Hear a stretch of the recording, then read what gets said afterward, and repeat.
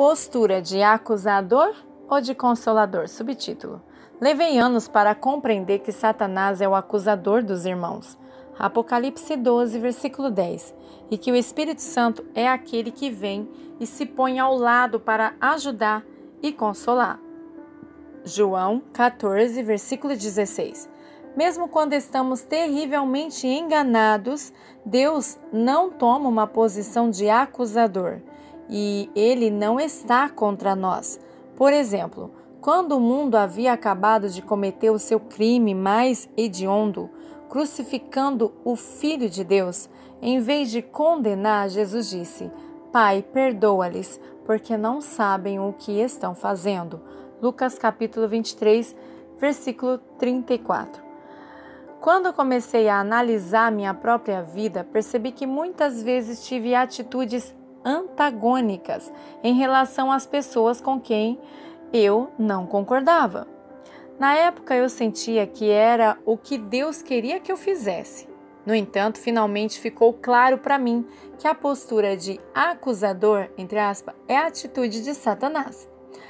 A palavra diabo literalmente significa o acusador, e a posição de consolador é a posição do Espírito Santo.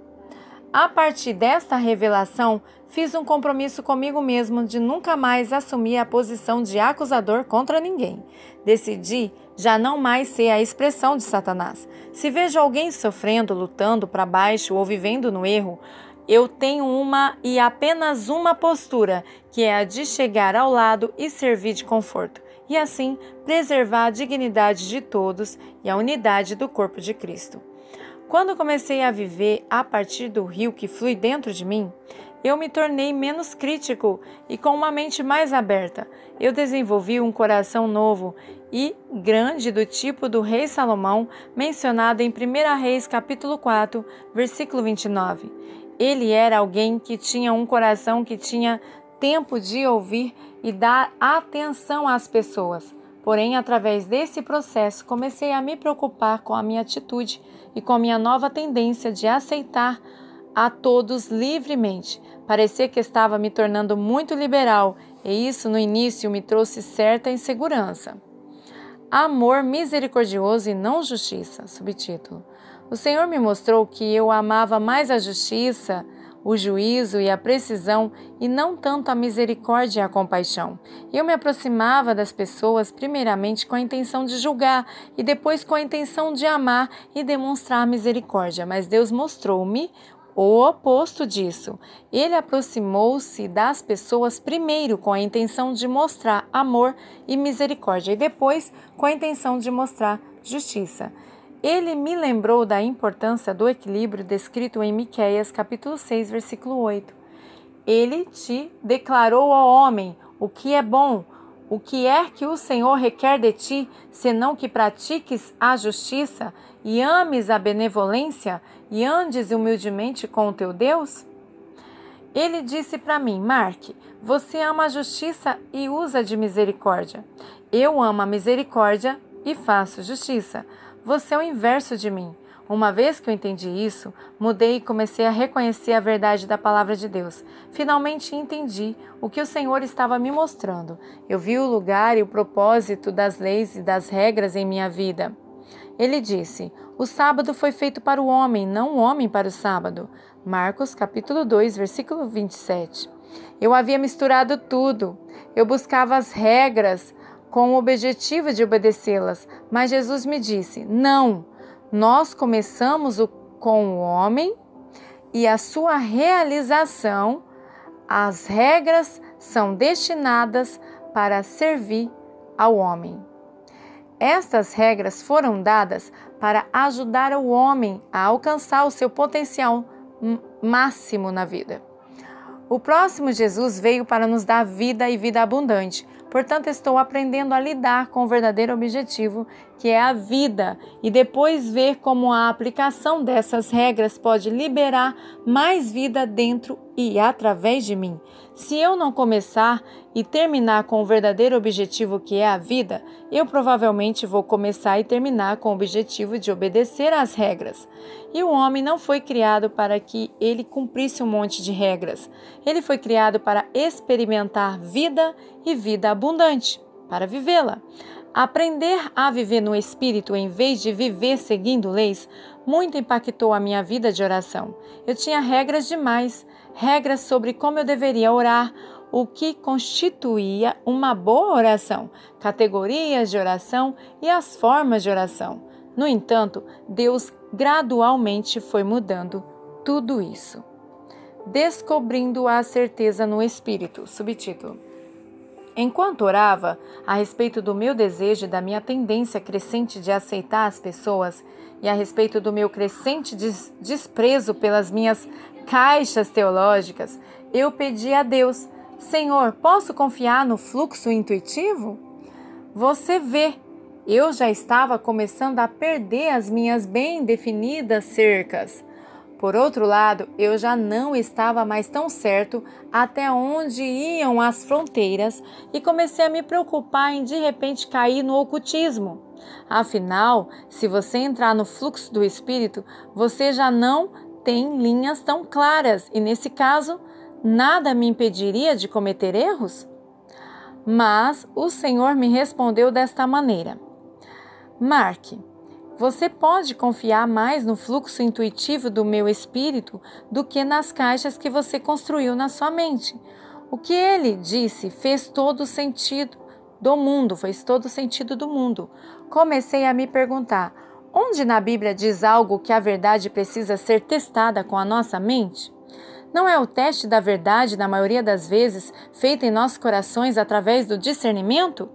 O próprio Jesus recomenda que nós usemos o fluxo intuitivo e não só a análise da mente, quando ele diz: quando, pois, vos conduzirem para vos entregar, não vos preocupeis com o que haveis de dizer, mas o que vos for dado naquela hora. Isso falai, porque não sois vós que falais, mas sim o Espírito. Marcos capítulo 13, versículo 11.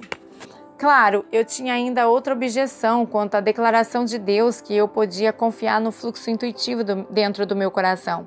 Expliquei para Deus que eu tinha um coração mau, enganoso e perverso. Jeremias 17, 9. E com certeza seria um erro confiar no fluxo que vinha de dentro de um coração enganoso desse tipo. Mas o Senhor respondeu de volta para mim: Mark, quando eu escrevi aquilo não estava me referindo ao seu coração. Lembre-se, eu te dei um coração novo e um espírito novo. Ezequiel 36, versículo 36. Você é um participante da natureza divina, da nova. Pedro, capítulo 1, versículo 4. Você está unindo a mim o Deus Todo-Poderoso. Veja 1 Coríntios, capítulo 6, versículo 17.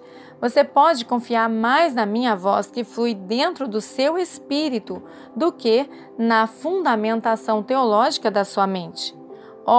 Aceitar estas palavras de Deus certamente iria exigir uma enorme transformação da minha parte. Eu precisava aprender a viver em primeiro lugar a partir do coração e depois da mente. Portanto, eu comecei a deixar de lado o meu amor pelas caixas teológicas e passei a estimar o fluxo espiritual que vem de alguém muito mais sábio do que eu, o Espírito de Deus. Com isso, eu desmantelei o ato de idolatrar a minha mente e firmei o meu coração como sendo o trono que Deus escolheu, ou o centro da vida, e a via central através da qual ele se comunica com a humanidade. Eu comecei a experimentar o fato de que aqueles que são guiados pelo Espírito não estão sob a lei, não estão mais sob a lei. Ver Gálatas capítulo 5, versículo 18. Em seguida, eu perguntei ao Senhor: bem, então o que dizer ou fazer com as leis, as regras e caixas? Devo desprezá-las como sendo coisas que não têm nenhum valor? Qual é a atitude correta para com a lei? O Senhor me deu várias respostas. Primeiro, a lei nos mantém em custódia. Ela nos impede de matarmos a nós mesmos, antes de chegarmos ao ponto de sermos guiados pelo Espírito. Ver Gálatas capítulo 3, versículo 23. Segundo, a lei é um professor que nos leva a Cristo. Gálatas capítulo 3, versículo 24. Um tutor é aquele que nos ensina uma lição. A lei nos ensina que é impossível cumprir inteiramente a lei. Portanto, devemos abandonar-nos, entregar-nos completamente à graça. Oh, que alívio! Em terceiro lugar, apesar de estudar as leis de Deus, nós nunca fixamos nosso olhar sobre elas. Em vez disso, fixamos nossos olhos em Jesus, o autor e consumador da nossa fé. Hebreus capítulo 12, versículo 2.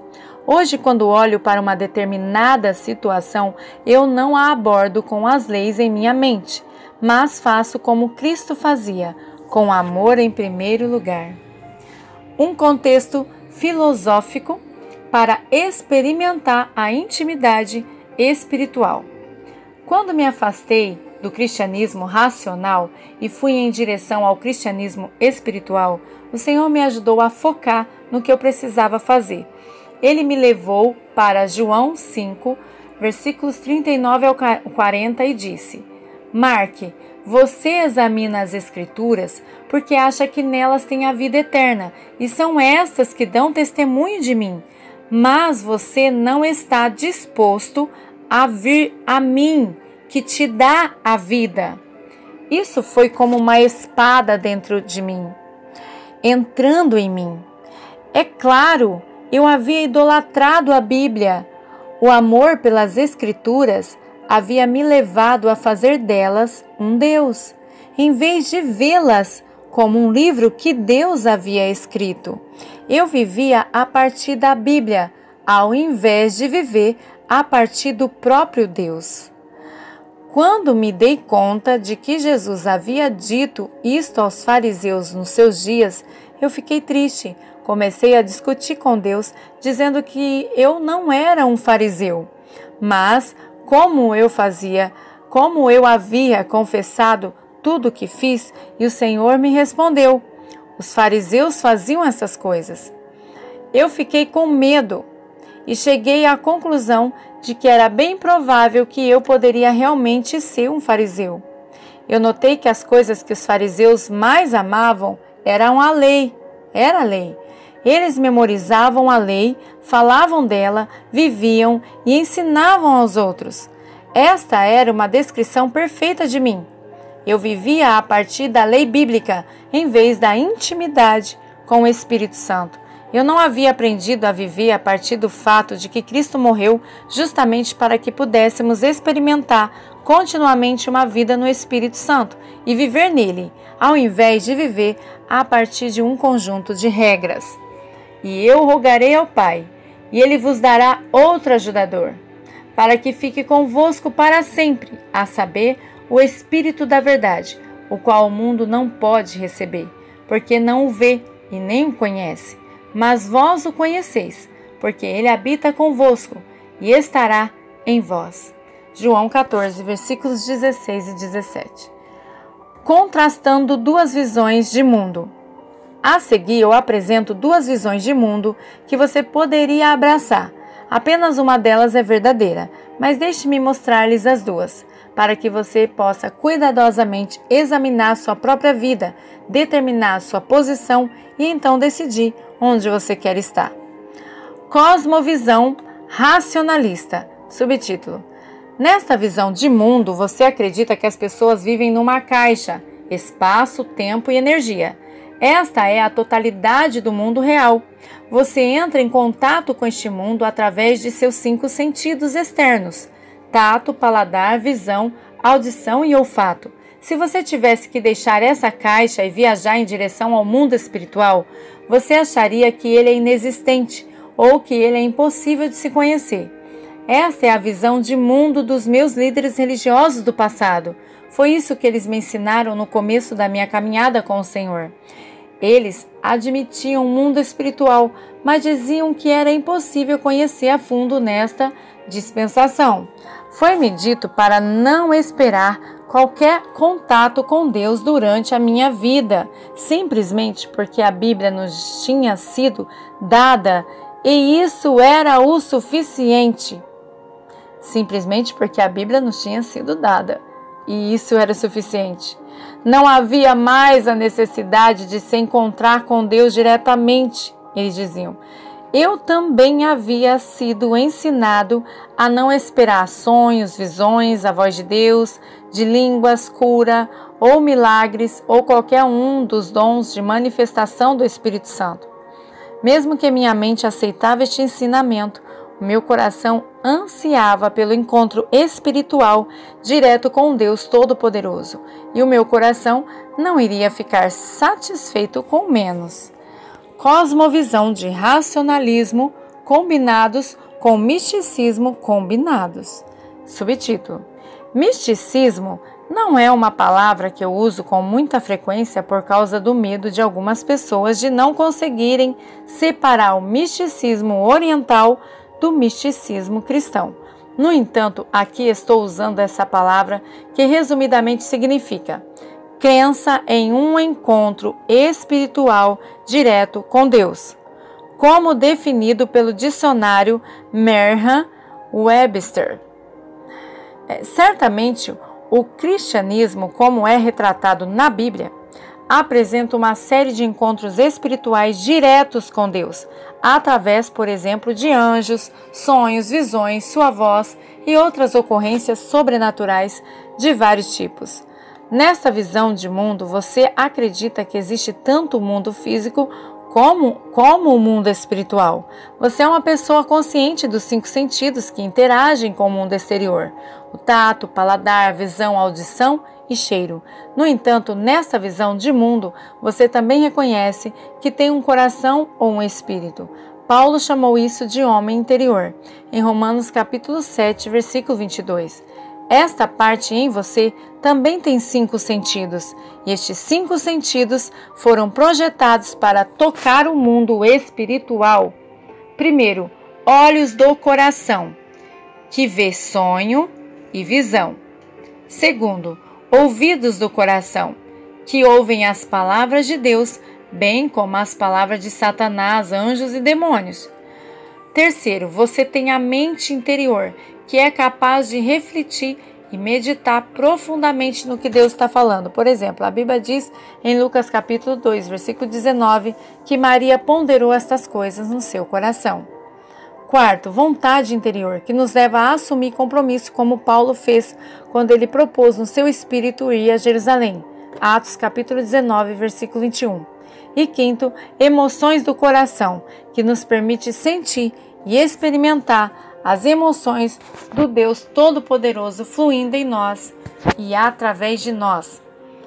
Por exemplo, o amor, a alegria e a paz são emoções que Deus deu e que são cultivadas dentro de nós como fruto do Espírito Santo.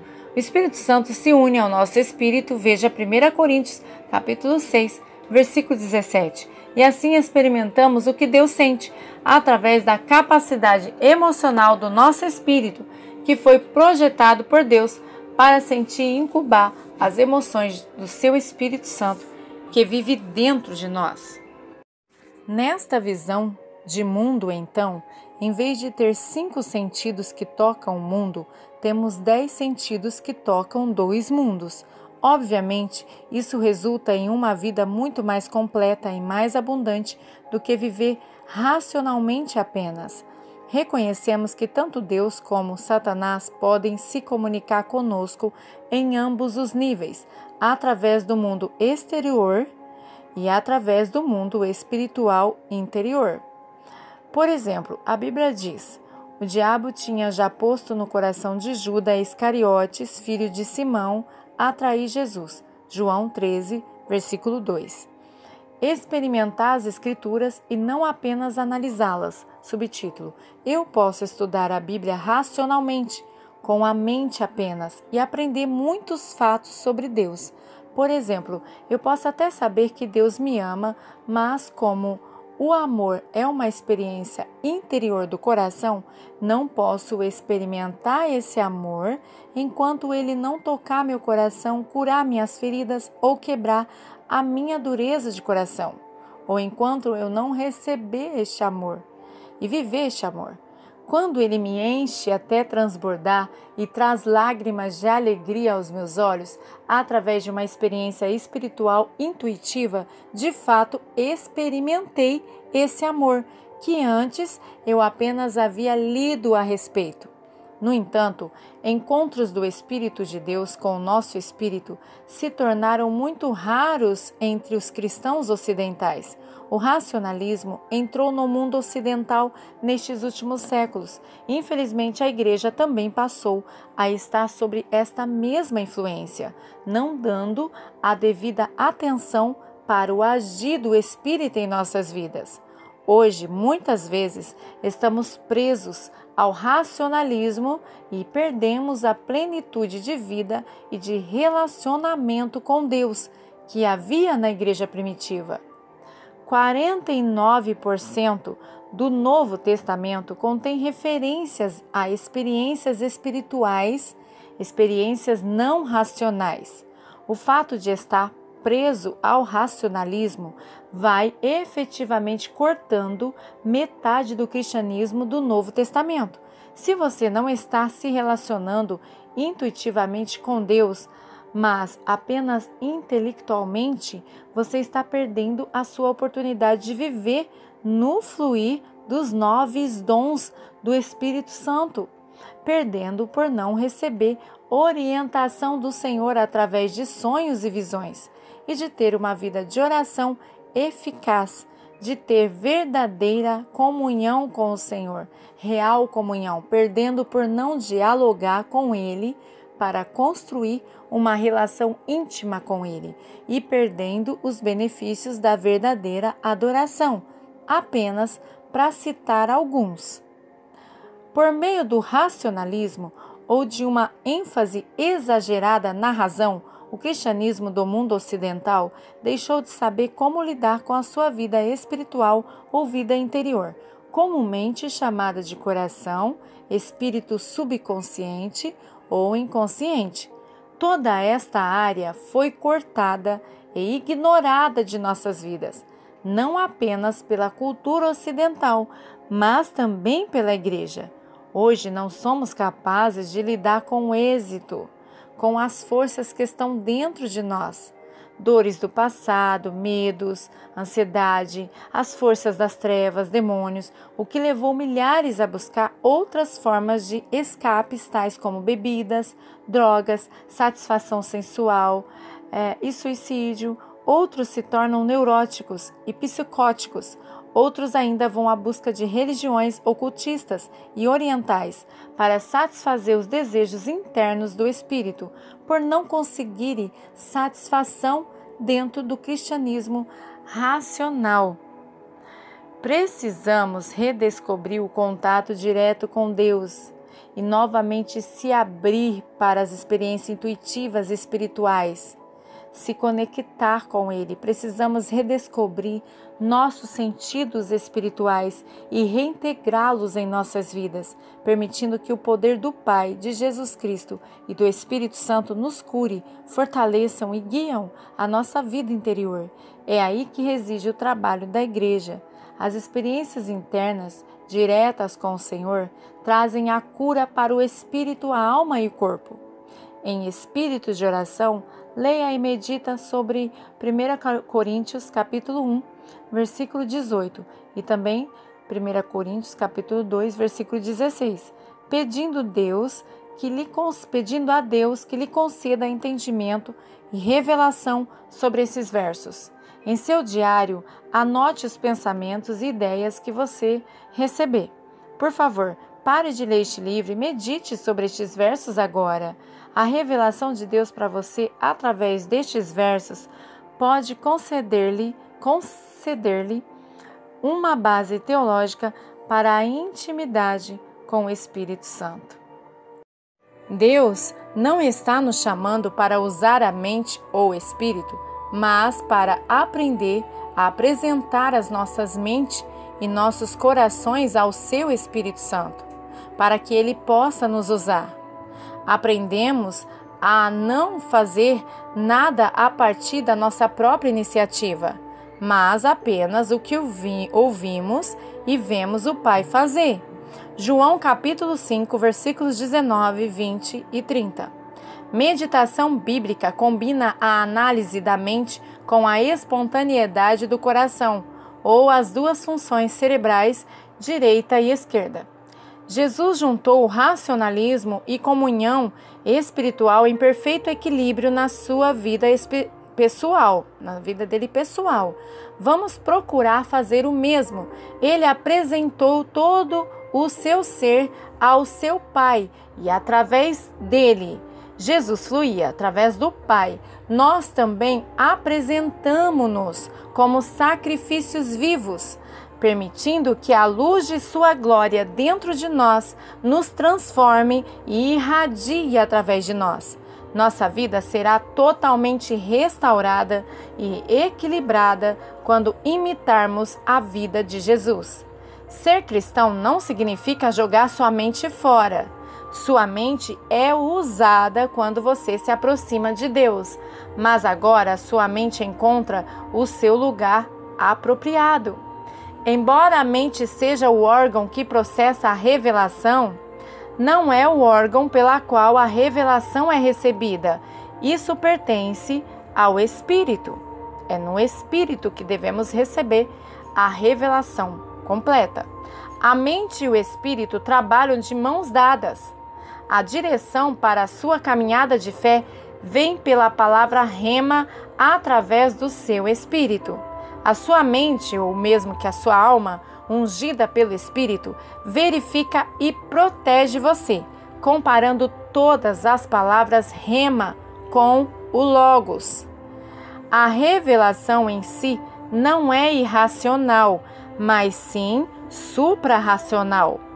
Para dizer de outra forma, a revelação não é, entre aspas, loucura, mas ela simplesmente levou em consideração a realidade do mundo espiritual, e isto parece irracional para o racionalismo, que tem limitado você para alcançar apenas os limites do mundo físico. Por exemplo, para Abraão e Sara acreditar que eles teriam um filho aos 90 anos de idade é irracional se o seu âmbito é limitado apenas às leis físicas. No entanto, se você acredita num Deus que injeta seu poder sobrenatural no mundo natural e em alguém que disse que ia dar-lhes uma criança, então é perfeitamente racional ou super racional acreditar que uma criança viria. Qual é a sua cosmovisão? Subtítulo: Eu havia me acostumado com os liberais que haviam eliminado as partes sobrenaturais da Bíblia. Estava feliz por ser um evangélico, um cristão bíblico.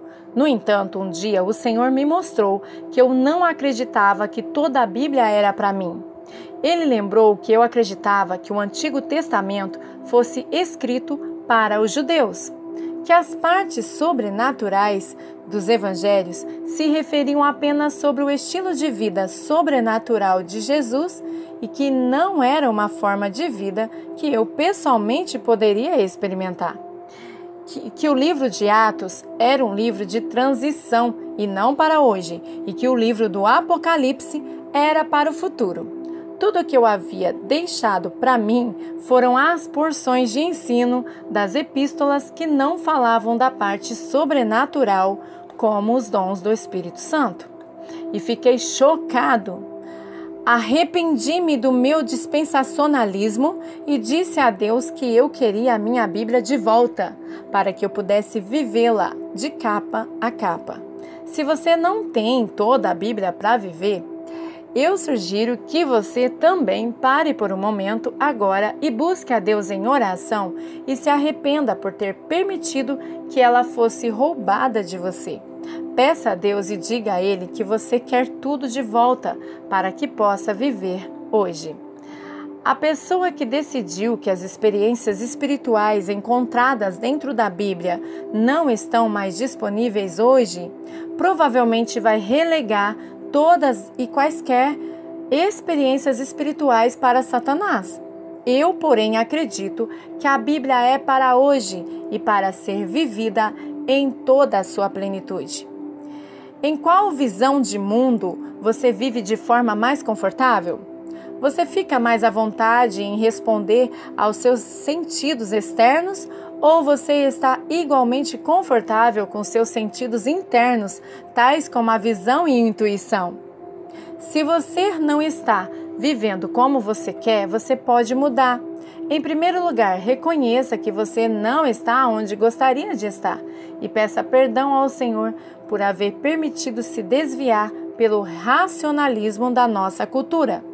Segundo, peça ao Senhor para mudar você, para curá-lo e para restaurar os olhos e os ouvidos do seu coração. Então continue lendo e nós vamos lhe dar mais uma ajuda específica para fazer essa transição. Eu tive que fazer essa alteração e por isso eu posso prometer-lhe que é possível. Um contexto científico para experimentar a intimidade espiritual. Subtítulo: Você pode pensar que é estranho explorar como funciona o cérebro em meio a uma discussão sobre espiritualidade e ouvir a voz de Deus. Gosto de aprender sobre outras disciplinas que se relacionam não com o cristianismo, mas com os passos para o meu crescimento na minha caminhada cristã.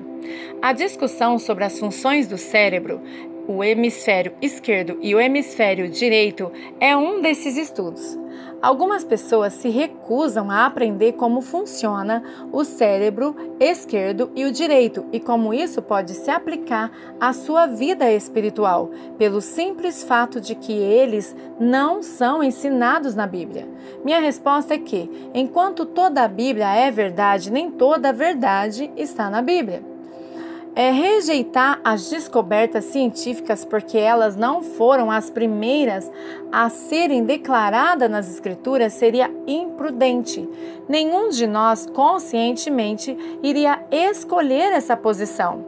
Só porque algo não é ensinado na Bíblia não significa que não é a verdade. Por ela ser a verdade, e Deus nunca falou que ele colocou na Bíblia tudo o que sabia. Deus vai muito além. De fato, Jesus mesmo falou que ele sabia de certas coisas que ele não poderia dizer aos discípulos porque eles não podiam ainda suportá-las. Veja João 16, versículo 12. João disse que se fosse para escrever tudo o que Jesus fez, todos os livros do mundo não iria contê-las. João capítulo 21, versículo 25. Por isso, meu padrão para afirmar a verdade não se limita a declarações claras das Escrituras, mas ao invés disso, exigem que aquilo que eu creio deve ser compatível com os princípios da Bíblia. O estudo sobre os lados do cérebro, esquerdo e direito, são compatíveis com os princípios bíblicos, em especial a doutrina de que Deus deu a cada um de nós dons únicos. Ver Romanos capítulo 12, versículo 6 a 8 e Efésios capítulo 4, versículo 11 e 1 Coríntios capítulo 12, versículo 1 ao 12.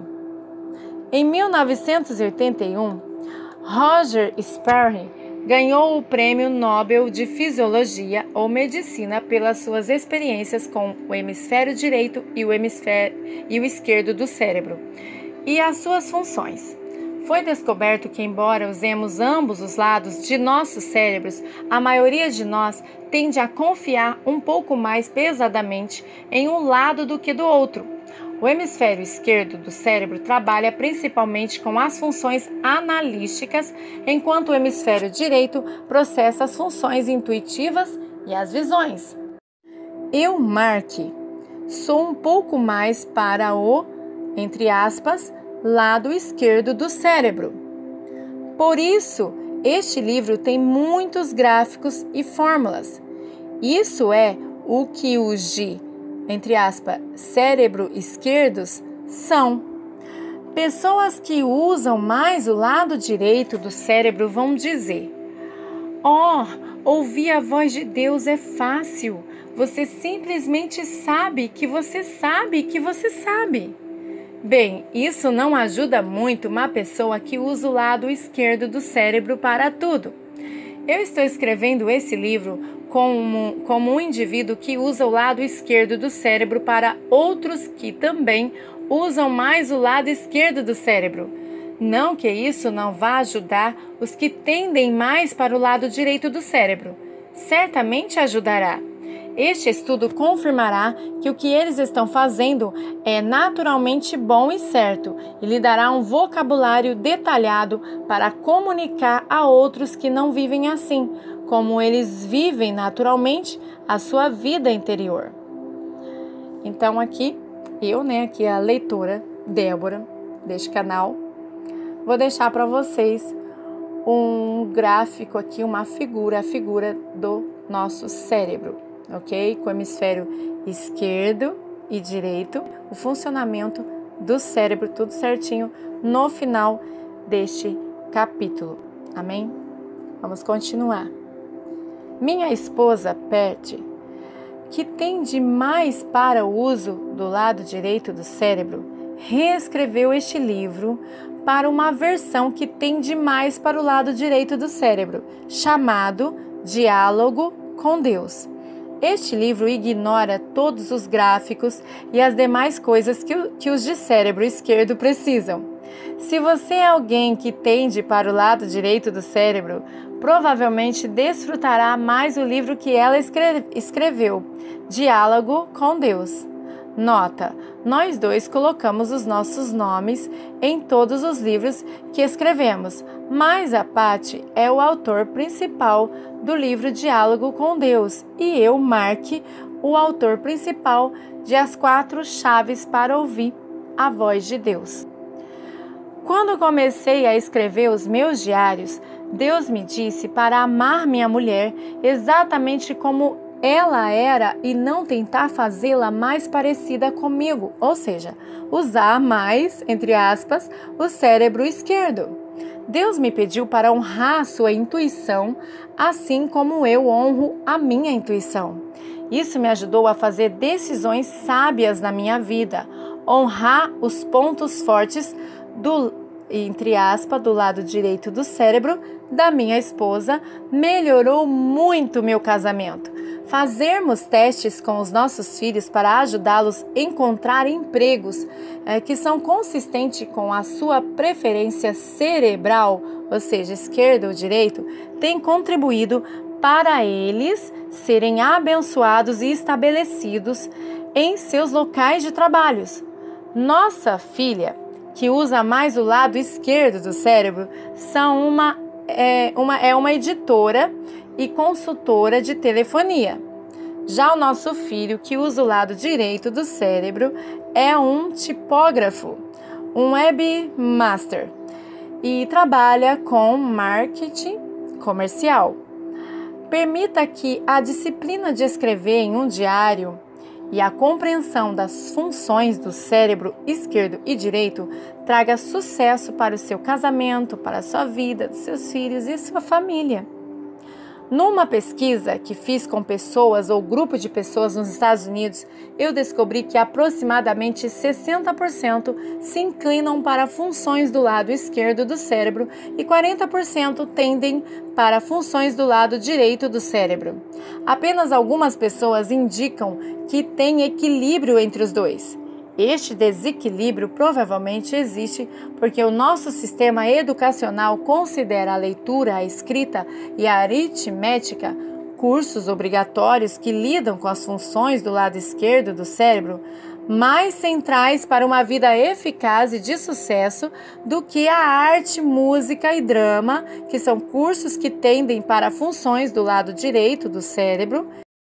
E esta exagerada atenção para as funções do lado esquerdo do cérebro é tão forte em nossa cultura que os cientistas descobriram que a metade esquerda do cérebro realmente cresce e é ligeiramente mais pesado do que o lado direito do cérebro durante os anos de escola.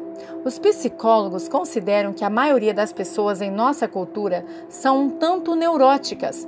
Eu suspeito que um grande fator que contribui para essa neurose generalizada é a incapacidade de cultivar ambos os lados dos nossos cérebros de uma forma equilibrada.